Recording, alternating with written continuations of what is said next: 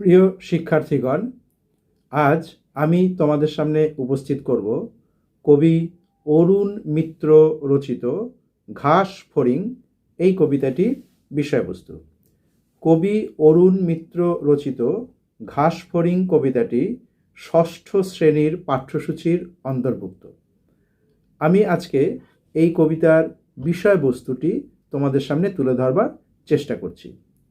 তার আগে ছাত্রবন্ধুরা, তোমরা জানবে যে কবি অরুণ মিত্র তিনি বাংলা কাব্য সাহিত্য জগতের একজন বিশিষ্ট বা স্বনামধন্য কবি। কাব্যচর্চা বা বাস্তব জীবনের বিভিন্ন কাজের জন্য জীবনের অনেকটা সময় তিনি কিন্তু ফ্রান্সে অর্থাৎ ফরাসি দেশে ছিলেন। তার ফলে দেশের বাইরে এই যাবার সূত্রে জন্মভূমির প্রতি একটা গভীর টান, একটা মমতা বোধ তার মধ্যে জাগ্রত অবস্থায় ছিল। দেশের বাইরে চলে গেলে দেশের স্মৃতি আমাদেরকে বড্ড বেশি নাড়া দেয়।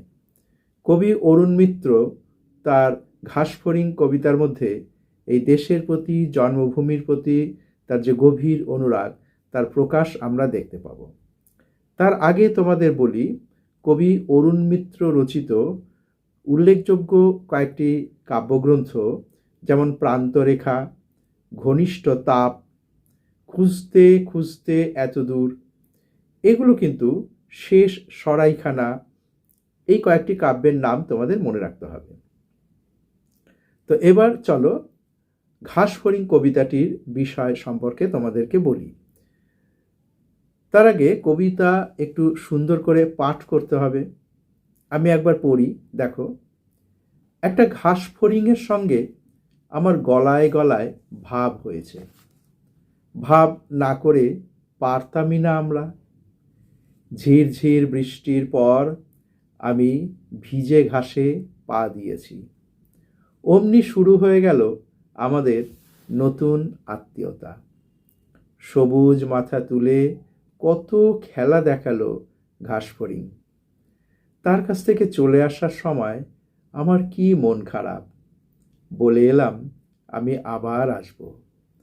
আমার ঘরের দরজা এখন সবুজে সবুজ। এই আবার ঝিরঝির বৃষ্টি। আমি কথা দিয়ে এসেছি, ভিজে ঘাসের ওপর আমাকে যেতেই হবে আবার। যেন একজন বন্ধু আরেকজন বন্ধুকে কথা দিয়েছেন যে আমি প্রয়োজনের জন্য কিছুদিনের জন্য বাইরে যাচ্ছি, আমি ফিরে আসবই তোমার কাছে কথা রাখার জন্য। তাহলে এই কবিতার বিষয়বস্তুটা কীরকম হবে? আমাদের শুরু করতে হবে এইভাবে। বাংলা কাব্য সাহিত্য জগতের একজন স্মরণীয় কবি হলেন কবি অরুণ মিত্র। জন্মভূমির সঙ্গে মানুষ যে আত্মিক সম্পর্কে জড়িয়ে থাকেন, তারই পরিচয় পাওয়া যায় কবি অরুণ মিত্র রচিত আমাদের পাঠ্যসূচির এই ঘাসফড়িং কবিতাটির মধ্যে। এই যে কবি যখন বলেন আমাকে ফিরে আসতেই হবে, তার মানে কি তিনি কোথাও যাচ্ছেন বা তিনি কোথাও গেছেন, তাই আবার সেখান থেকে ফিরে আসতেই হবে। তাই আমরা এইভাবে লিখব, কর্ম উপলক্ষে অনেক সময় বিদেশ বিভুঁয়ে থাকতে হয়, আমাদের থাকতে হয়, কিন্তু তাতে জন্মভূমির স্মৃতি মলিন হয়ে যায় না। জন্মভূমি কিন্তু আমাদের মনের ভেতরে থেকেই যায়। জন্মভূমির আলো বাতাস কবির মনকে আলোড়িত করে। আলোচ্য ঘাসফড়িং কবিতায় তারই উদাহরণ আমরা দেখতে পাই। জন্মভূমি ছেড়ে দূরে চলে যাবার সময় কবির চোখে পড়েছিল একটি ঘাসফড়িং। এই যে একটা ঘাসফড়িংয়ের সঙ্গে আমার গলায় গলায় ভাব হয়েছিল। ঝিরঝিরে বৃষ্টির পর যখন তিনি ভিজে ঘাসে পা রেখেছেন, তখনই তিনি ঘাসফড়িংটিকে দেখতে পেয়েছিলেন। আর তখন থেকেই সেই ঘাসফড়িংয়ের সঙ্গে তার বন্ধুত্বের সূচনা হয়। আর সেই বন্ধুত্ব এতটাই গভীর, এতটাই আত্মিক, যেন ঘাসফড়িংয়ের সঙ্গে কবির আত্মীয়তার সম্পর্ক গড়ে ওঠে। আর ঘাসফড়িংটি কি কবিকে আকৃষ্ট করার জন্য নানান রকম অঙ্গভঙ্গির মাধ্যমে তাকে খেলা দেখালো। অর্থাৎ প্রকৃতি আমাদেরকে বিভোর করে দেয়, আমরা প্রকৃতির সঙ্গে বিভোর হয়ে থাকি, আত্মমগ্ন হয়ে থাকি। প্রকৃতি তো আসলে ঘাসফড়িংয়ের মাধ্যমে কবি আমাদের প্রকৃতির কথাই বলেছেন, আমাদের জন্মভূমির কথাই বলেছেন, যেখানে আমরা রসদ পাচ্ছি, যেখানে আমরা জন্মেছি, যে মাটিতে যে হাওয়াতে আমরা বড় হয়েছি, তার সঙ্গে তো নিবিড় আত্মিকতার সম্পর্ক, সে কথাই কিন্তু ঘাসফড়িংয়ের মধ্য দিয়ে কবি আমাদেরকে বোঝাতে চাইছেন। সে আকৃষ্ট করে কবির মনকে, তাই বন্ধুর কাছ থেকে যখন কবি বিদায় নেন তখন তার মন খারাপ হয়ে যায়। অর্থাৎ আমরা যখন আমাদের জন্মভূমি থেকে কোনো কাজের জন্য নিজেদের প্রয়োজনে অন্য জায়গায় যাই, তখন আমাদের মনটা অত খারাপ হয় যে কবে আবার জন্মভূমিতে ফিরে আসব। কারণ জন্মভূমির সঙ্গে আমাদের আত্মিক সম্পর্ক, আমাদের যেন রক্তের সম্পর্ক আছে। তাই তিনি বন্ধু অর্থাৎ সেই ঘাসফড়িংকে প্রতিশ্রুতি দিয়ে যান, আমাকে আবার ফিরে আসতেই হবে, আমি আবার ফিরে আসবো বন্ধু।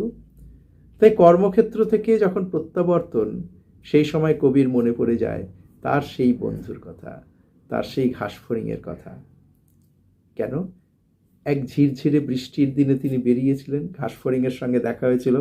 আবার যখন সেই রকমই এক ঝিরঝিরে বৃষ্টির দিন উপস্থিত হলো এবং কবি ফিরে আসবেন, ঠিক তখনই তার সেই ঘাসফড়িংটির কথা মনে পড়ে যাচ্ছে। আসলে এই যে ঘাসফড়িং, এর মাধ্যমে কবি কাকে বোঝাচ্ছেন? আমি বারবার বলছি, সেই জন্মভূমির কথা বলছেন। তিনি যেখানে জন্মেছেন, যেখানে তিনি বিচরণ করেছেন, তার কথাই বলছেন। তার সঙ্গে তার যে ভালোবাসার সম্পর্ক, সেই আত্মিক সম্পর্ক, সে কথাই তিনি ধরছেন। মানুষ নিজের প্রয়োজনে কখনো কখনো কাজের জন্য দূরে চলে যায়, কিন্তু তার মনের ভেতরে তার জন্মভূমি সদাই জাগ্রত থাকে এবং সতেজ সবুজ। ওই যে বলছে না, আমার ঘরের দরজা এখন সবুজে সবুজ, অর্থাৎ একদম জীবন্ত, একদম প্রাণবন্ত। জন্মভূমির প্রতিটি বিষয় তার কাছে একদম সজীব, প্রাণবন্ত হয়ে ওঠে এবং প্রাণবন্ত বলে মনে হয়। তাই জন্মভূমিকে ফিরে, জন্মভূমিকে ভালোবেসে তাকে তো আবার ফিরতেই হয় সেখানে।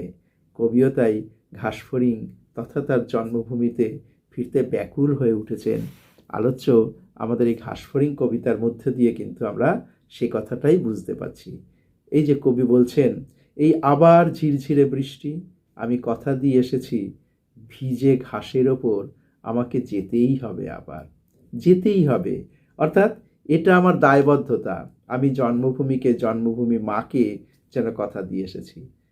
তাই ঘাসফড়িং, এখানে তো ঘাসফড়িং শুধু নয়, ঘাসফড়িং একটা রূপক বা প্রতীকের ভূমিকা গ্রহণ করেছে। আসলে জন্মভূমিকে তিনি কথা দিয়ে এসেছেন, জন্মভূমির প্রকৃতিকে কথা দিয়ে এসেছেন যে আমি আবার আসবই ফিরে। তাহলে ছাত্রবন্ধুরা, কবি অরুণ মিত্র রচিত ঘাসফড়িং কবিতার বিষয়বস্তুটি অবশ্যই তোমরা বুঝতে পারলে। যদি ভালো লাগে তোমরা বারবার করে এটা দেখবে, বন্ধুদেরকে শেয়ার করবে, আর লাইক দিতে কিন্তু ভুলো না। তাহলে আজ এই পর্যন্তই। কবি অরুণ মিত্র রচিত ঘাসফড়িং কবিতার বিষয়বস্তু তোমাদেরকে বোঝানোর চেষ্টা করলাম। সুস্থ থেকো, ভালো থেকো সবাই।